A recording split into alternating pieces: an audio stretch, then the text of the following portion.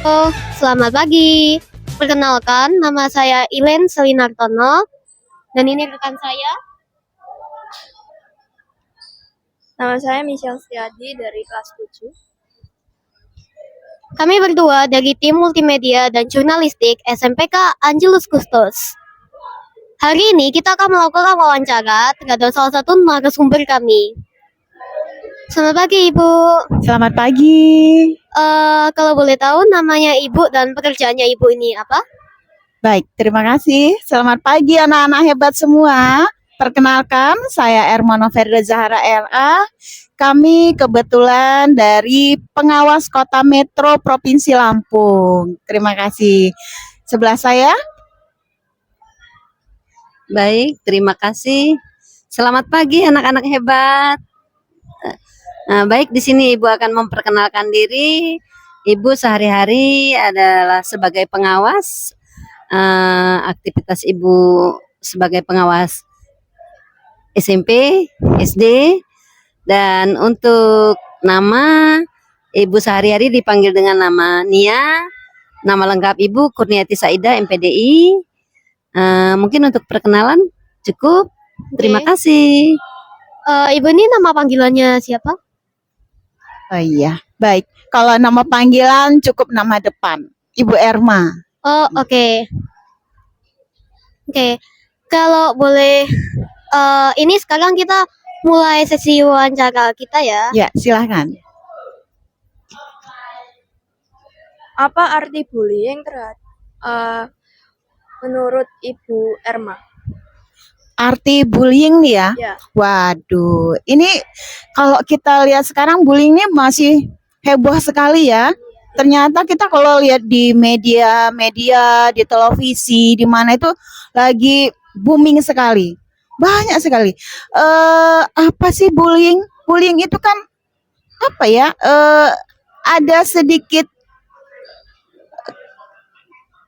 ada miskomunikasi. Jadi bullying itu kan ada bullying verbal dan non verbal ya. Ya. Jadi bagaimana anak-anak itu dia ada perlakuan mungkin perkataan atau tingkahnya yang memang sedikit menyimpang dari aturan. Begitu ya bullying itu ya. Oke. Oke, kita masuk ke pertanyaan kedua. Nah, akhir-akhir ini kan marak atau ada banyak sekali kasus bullying di Indonesia.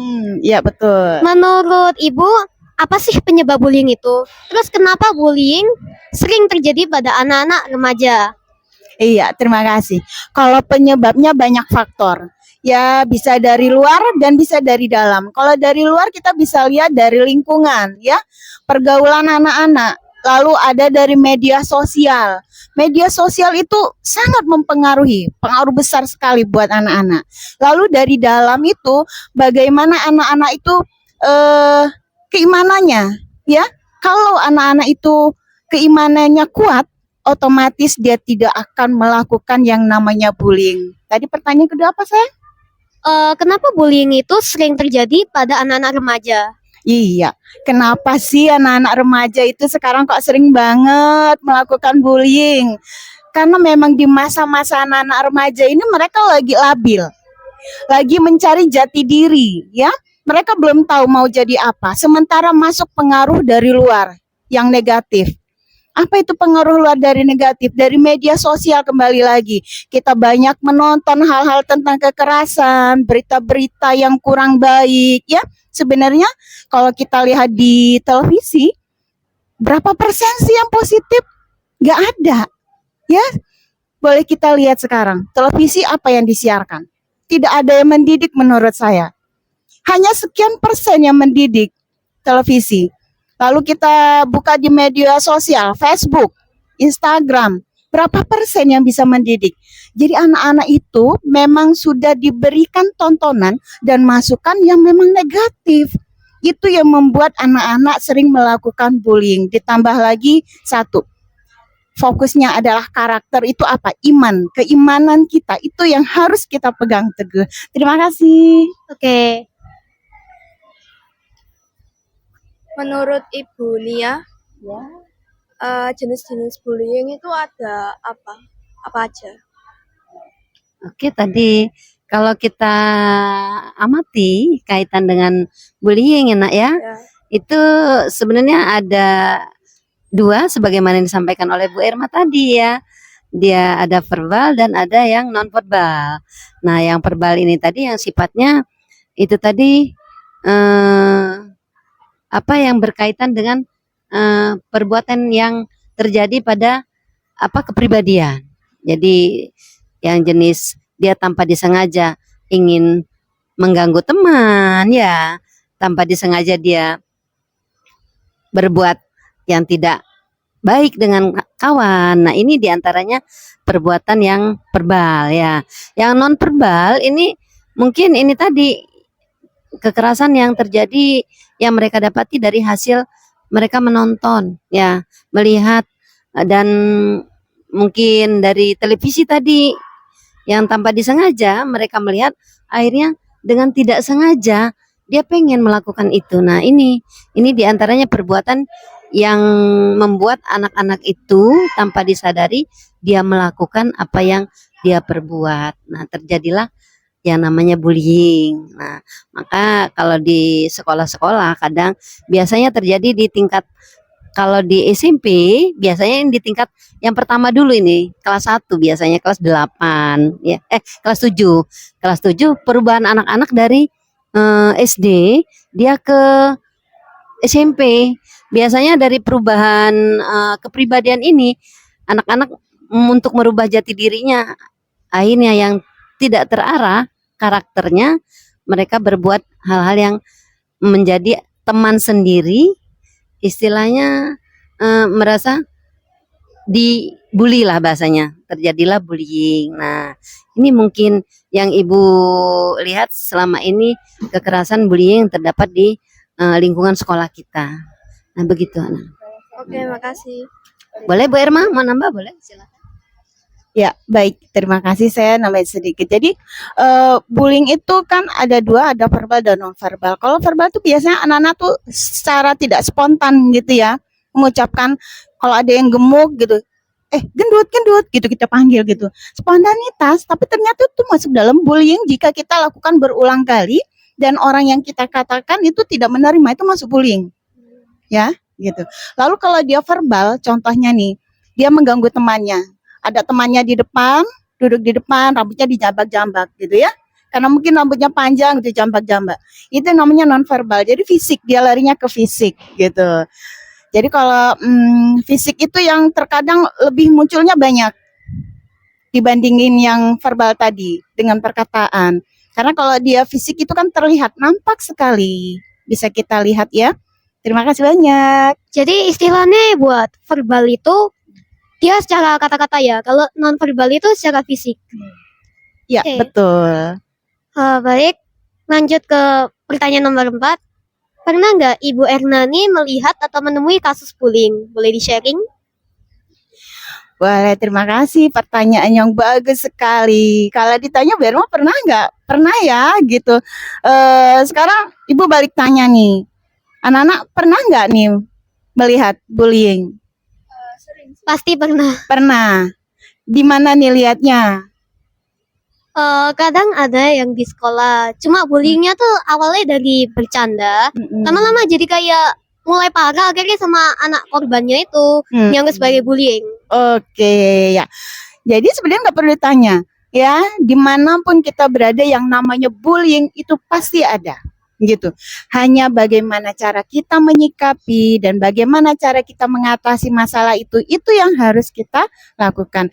Ibu mau tanya nih, kan dari tadi Ibu yang ditanya ya, Ibu mau tanya, kalau ada teman yang dibullying gitu, apa yang mau kalian lakukan? Satu, yang pasti itu harus dinasihati atau ditegur dulu. Oke. Yang kedua, kalau bullyingnya ini sudah parah, harus dilaporkan ke guru. Ke guru gitu. Setelah di guru, diapain tuh biasanya? Apa tindakan gurunya? Tindakan guru pasti menasehati, atau kalau misalnya benar-benar butuh suatu perlakuan lebih lanjut, pasti dimasukkan ke BK. Wah, hebat sekali. Oke, boleh lanjut? Ibu Mia, ini bully pasti punya efek ya. Kira-kira efek bullying terhadap pelakor dan korban ini apa ya? Oke, sudah jelas ketika terjadi bullying akan berakibat ya nak ya. Nah, jadi mungkin anak-anak yang selalu melihat di sekolah bullying mungkin sudah bisa melihat apa sih yang terjadi ketika anak itu yang menjadi korban dan yang si pembuat bullying apa yang berbuat ya intinya. Nah, yang ditanyakan tadi apa nak? Efek bullying. Oh, efeknya. Oke, mungkin kalau untuk efek bullying mungkin kalian sudah bisa menyimpulkan ya, luar biasa buruk dari efek bullying itu. Efek terjadinya bullying ini berefek dengan kepribadian. Satu, kepribadian yang dibully, kedua kita kembali lagi ke kepribadian yang ngebully. Kalau yang dibully itu nanti dia akan merasa otomatis tidak terima, tersakiti ya akibat dari bullying, dan yang berbuat, yang mengibuli atau yang berbuat bullying terhadap teman itu otomatis tidak semua anak kan yang kalian lihat yang berbuat seperti itu sudah tentu anak-anak yang suka berlaku ya, punya kepribadian yang berbuat bullying, itu mungkin salah satu anak yang memang betul-betul mungkin kita lihat dari kepribadian si anak itu mungkin ada sesuatu yang kurang. Iya tidak? Iya. Oh iya. Nah, sekarang Ibu kembali tanya tadi ya. Kalian sudah pernah melihat efek daripada bullying itu sendiri. Nah, salah satu efek yang pernah anak-anak lihat kira-kira apa coba? Yang pernah terjadi bullying di seputar kalian. Efek yang betul-betul sudah anak-anak lihat coba yang pernah terjadi, yang pernah dilihat di lingkungan sekolah kita. Mungkin efeknya itu dia mungkin nggak pede gitu. Oke, satu nggak pede. Mungkin yang lain? Terus kalau bullying itu, setahu yang paling sering terlihat itu anak tuh sedih gitu, mentalnya tersakiti, akhirnya sampai-sampai ada yang nangis. Terus bagi yang pelaku pembuli itu kadang sudah dinasihati guru, sudah dinasihati BK, sudah dinasihati temen, masih aja terus. Oke, betul sekali. Tapi kalau misalnya kayak tindakannya kayak gitu, dia akan terbawa sampai dewasa. Jadi nanti di dewasa dia tuh bisa perilakunya hancur. Oh, betul. Si pelaku bullying ini bahaya ternyata ya, Bapak Ibu, ya nak ya. Jadi kalau yang namanya pelaku bullying yang sudah terbiasa, ini akan berakibat ke kepribadian seterusnya. Akan tetapi mungkin kalau di sekolah kita, khususnya di sekolah Angles Kostus Surabaya ini, mungkin ya ada guru BK tersendiri ya, mungkin ya kita, insya Allah mudah-mudahan bisa kita untuk mengarahkan anak tersebut yang si pelaku bullying bisa untuk mengarah untuk berubah, harapan kita mungkin demikian ya. Nah, jadi tidak menjadikan kawan-kawannya sebagai korban. Nah, itu harapan kita.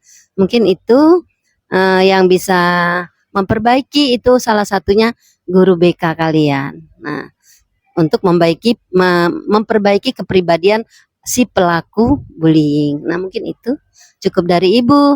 Itu yang ditanya tadi sebagai korban bullying, efeknya seperti itu. Menjadi pribadi yang malu dan menjadi pribadi yang lemah, menjadi pribadi di depan kawan-kawan mungkin dia menjadi berubah pribadi yang beda dari yang lain, mungkin bisa itu. Cukup sekian dari Ibu mungkin. Makasih. Oke, kita masuk ke pertanyaan terakhir. Apa pencegahan dan pesan kepada remaja Indonesia, khususnya remaja SMPK Angelus Custos, terhadap tindak bullying? Ya, baik, terima kasih banyak. Ini pertanyaan penutup tapi cukup kompleks gitu ya. Ibu bilang kompleks. Kenapa? Karena memang pertanyaannya satu tapi panjang penjelasannya. Jadi kalau kita lihat tadi bahwa bullying itu ada verbal, ada non-verbal. Lalu apa efek yang dirasakan si orang yang mendapat bullying? Otomatis dia akan merasa rendah diri, lalu dia akan mengucilkan diri dari teman-temannya, ya.